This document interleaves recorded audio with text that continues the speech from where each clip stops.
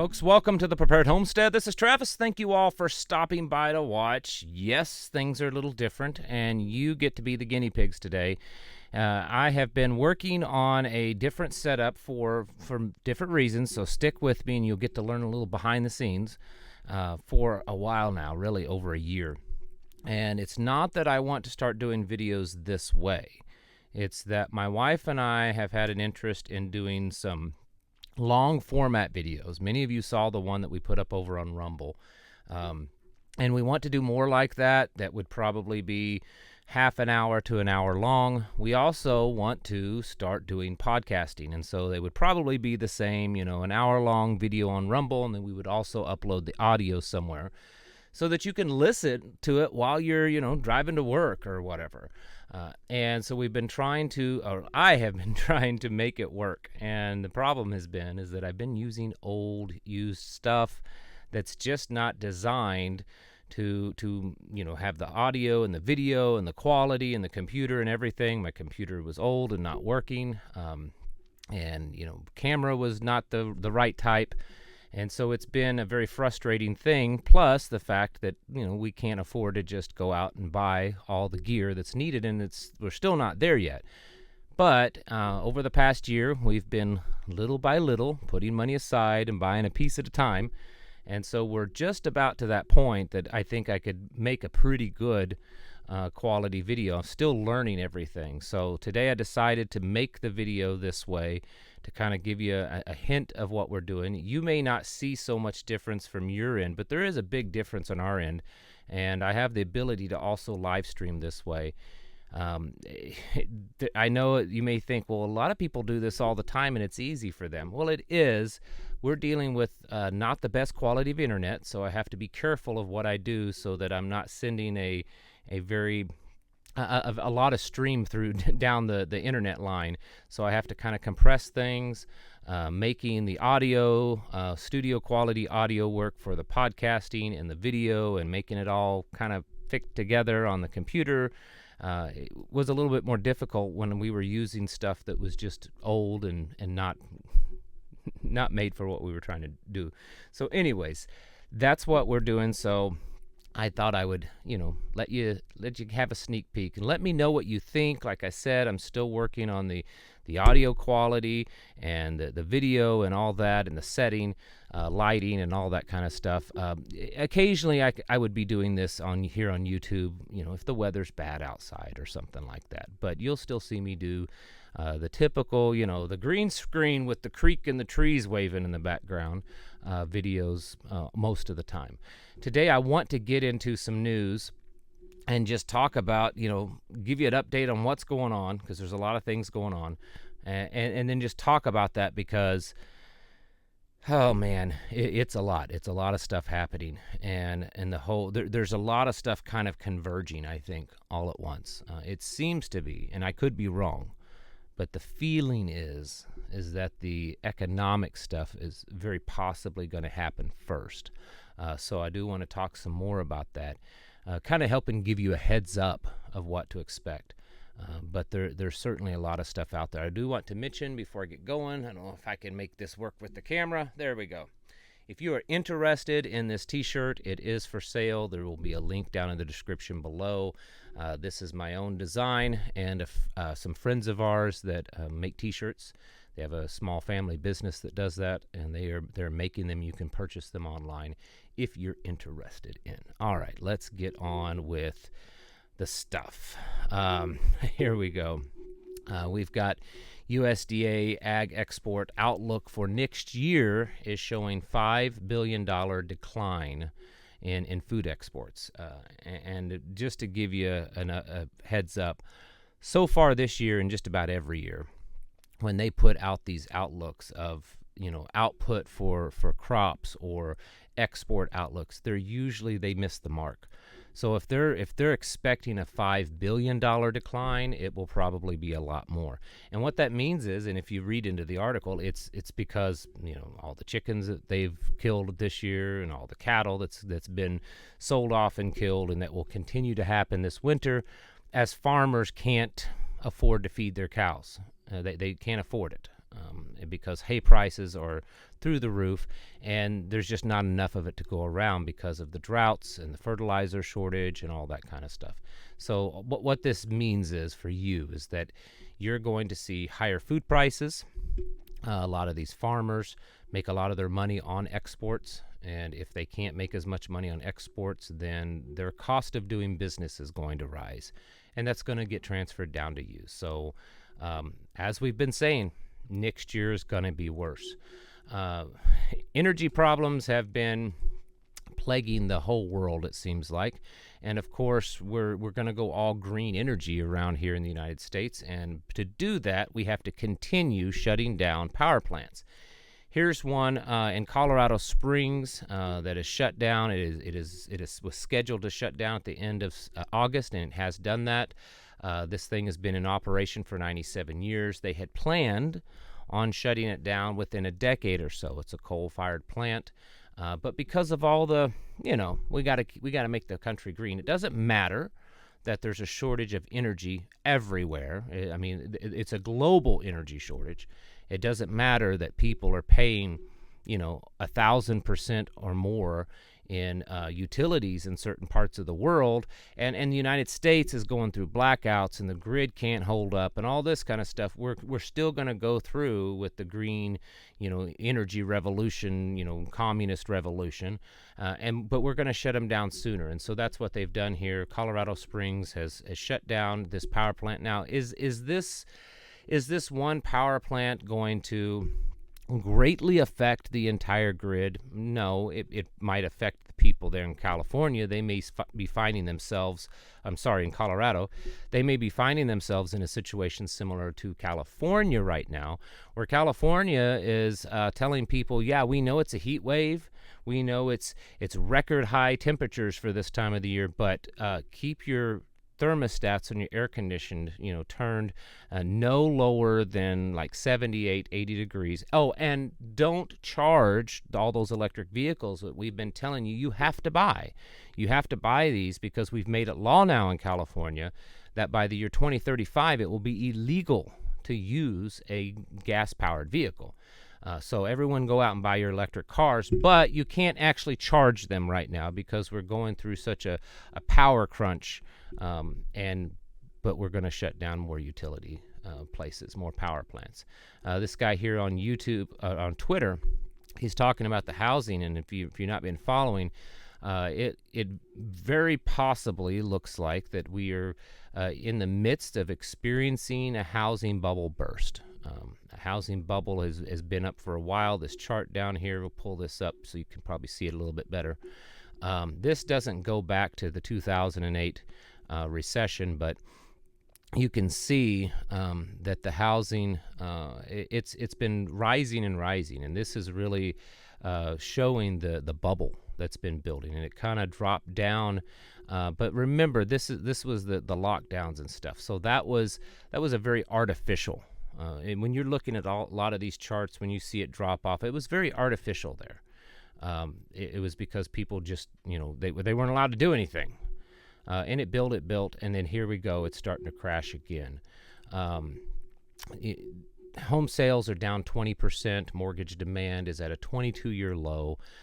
Even Blackstone has stopped purchasing homes. My goodness, it must really be bad. This is just one more sign that we are in the process of an economic collapse. Quite a few experts have been saying this. This guy here claims that it's a crash of a lifetime. Sell your stocks now. Like he's telling, I was reading some of this. He's a strategist, and he says you need to get out of the market now. He's not the only one. I believe it was Robert Kiyosaki, a billionaire. He was saying the same thing. Get out of the market.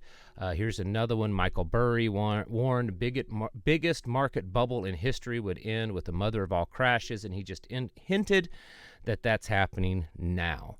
There's a lot of people that are predicting this, and it does. I'm not a big market guy anymore. I was a long time ago, and I don't really keep up on it anymore. But it really doesn't take an expert to look at this and say, wow, this is bad. It's not just bad here. It's also bad over in China. Whoops, they're going to block me out. Anyways, you can at least see the headline. China property market has slid into a severe depression, real estate giant says. They're going through the same problems. And while some of you may say, well, that's good that China's economy is collapsing, is having the same problems that ours is, maybe even worse, then that just makes them less of a threat to us. I've heard that before. Oh, they're not going to try anything because their economy's not doing good. We're not going to try anything because our economy's not doing good. Have you actually studied wars? Because there's a lot of wars in history. Not all, but a lot of wars in history have been fought and started purposely because one or both of the countries were going through a real bad economic time period, and that helped them out. Wars actually benefit the economy. And so if you've got the two largest superpowers in the world, us and China, that are both experiencing massive economic collapse, going to war might actually fix things. So keep that in mind. Also, just letting you know that tonight, apparently that guy that they tell us lives in the White House but's on vacation more than any other president, is giving a primetime speech because he's going to tell everyone that those conservatives are an extreme threat. Now, I want to address this just for a moment. You notice how it says by MAGA Republicans. And yes, that is what they're saying. And I certainly don't consider myself a MAGA Republican. Definitely what a MAGA Republican is or would be defined by, I would agree on many issues, but that's not, I'm just not. I'm not a political person. I'm not a party guy. It's not. I think they're all both, two sides of the same coin, two heads of the same snake. But these people that are wanting to basically do the things that I've talked about for almost 2 years now, back after the last of the major election, 2020 election, I was saying then and showing you evidence of how they want to round all these conservatives and MAGA people up. They see no distinction between you and I and a MAGA Republican. Some of you do consider yourself a MAGA Republican, but they don't see the distinction. All they see is a patriotic extremist. They see someone that's against them. So when you see this stuff and you're like, well, it's a good thing I'm not a MAGA Republican. I'm an independent, hardline, constitutional conservative. It's the same thing to them. They don't see the distinction. So when you see that's talking about you too. But don't worry. Because all this China stuff that we're talking about and this extreme threat we're hearing about, the extreme threat to our democracy, we're working on making our military even stronger than ever. When I saw this, I'm going to hold off on bringing this next one up, because when I saw this, I really, really thought it was satire. And I kind of did a little digging because I thought, there's no way this is legitimate. There's no way it's legitimate. And folks, well, it is. U.S. forces ordered to stop using gender pronouns to improve lethality. Yeah. A division of the U.S. Pacific Air Force, the branch tasked with confronting China, has ordered its senior leaders and commanders to stop using gender pronouns in written formats, meaning sir, ma'am, he, her, saying that the shift to a more neutral language will help improve the fighting force's lethality. Oh my goodness. I've said this before on here and on other places online. When this kind of stuff comes up, as I'm reading this, there's this tune playing in my head, and it's that circus clown tune. Yeah, that's the one that's playing when I hear and I read this kind of stuff, because it's like we're living in a clown world. But you better get ready. And thankfully we're being told that our forces are becoming more lethal because we're using genderless pronouns now, because the Pope who's been in the news quite a bit lately. The Daily Mail is reporting, the Pope declares mankind is experiencing the outbreak of World War III.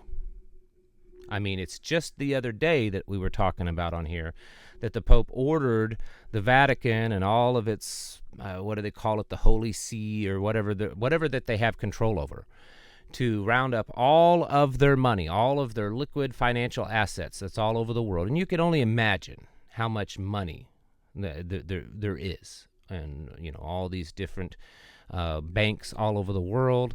They were told to round it all up and to bring it back to the Vatican. They have what they call a bank there to lock it in the vaults, and they have till September 30th. They have 30 days from today.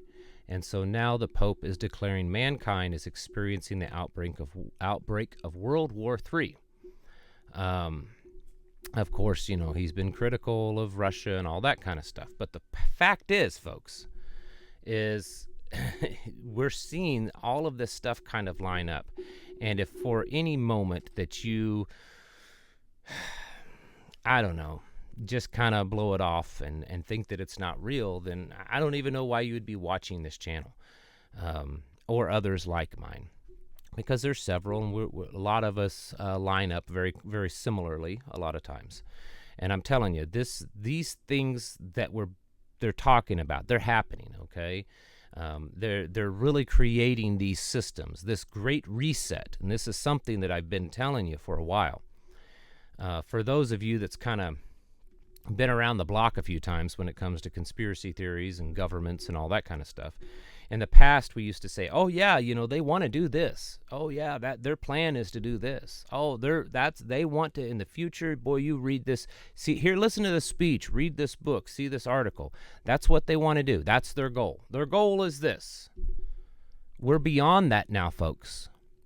Their goal isn't a great reset. Their goal isn't Agenda 2030. I mean, it is. But they're not going to do those things. They're already doing those things. Those things have already been happening for a while now. They're in play. We're seeing our own Federal Reserve and other central banks line up.